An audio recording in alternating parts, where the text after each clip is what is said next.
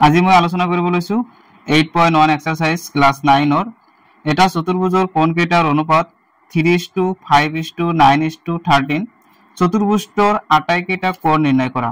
আমাৰ এই কোণ কেইটা অনুপাতত দিয়া আছে, গতিকে আমি এই চাৰিটা কোণক আমি কি বুলি ধৰি লম A B C D। গতিকে আমি সলিউশন কৰিব লৈছো। লেট এটা চতুৰ্ভুজৰ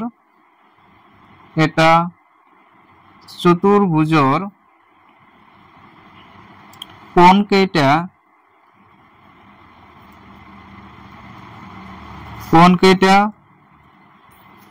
A সমান সমান A ইকুয়াল আমি কি ধরিলাম 3x, B ইকুয়াল আমি কি ধরিলাম 5x, C ইকুয়াল আমি কি ধরিলাম 9x আৰু D ইকুয়াল ধৰিলাম কিমান আমাৰ 13x। যেহেতু আমি জানো যে চতুৰ্ভুজৰ চাৰিটা কোণৰ মাপেৰ সমষ্টি কিমান 360 ডিগ্ৰী, গতিকে আমি লিখিম we know that চতুৰ্ভুজৰ চাৰিটা কোণৰ মাপৰ সমষ্টি কিমান 360 ডিগ্ৰী। গতিকে এই চাৰিটা কোণ আমি কি বুকি ধৰি লৈছো A B C D। A plus B plus C plus D equal to কিমান 360 ডিগ্ৰী। A মানে আমাৰ কিমান আছে 3x plus B মানে কিমান আছে 5x plus D মানে কিমান আছে 9x plus C মানে কিমান আছে 9x, D মানে আছে আমাৰ কিমান 13x ইকুয়াল টু 360।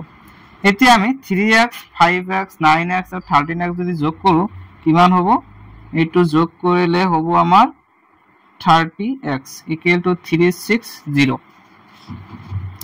এতিয়া x ইকুয়াল টু যেটো 30 এফালে পূৰণ আছে ইফালে গলে কি হ'ব আমাৰ হৰণ হ'ব, 0 0 ক্যান্সেল আৰু 3 36 ৰ ভিতৰত কেইবাৰ যাব 12 অৰ্থাৎ 12।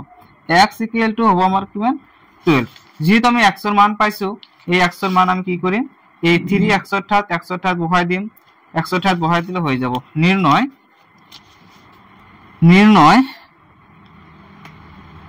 কোণ চাৰিটা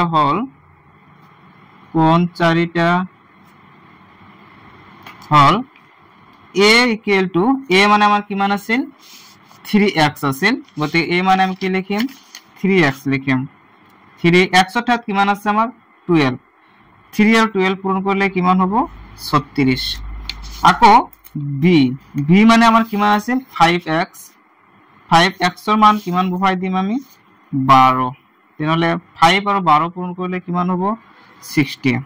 আকৌ C ৰ মান আমি কি বুলি ধৰি লৈছিলো 9x, গতিকে C equal to 9 into x, x মানে কিমান 12, এই দুটা যদি আমি পূৰণ কৰিলে কিমান হ'ব 108।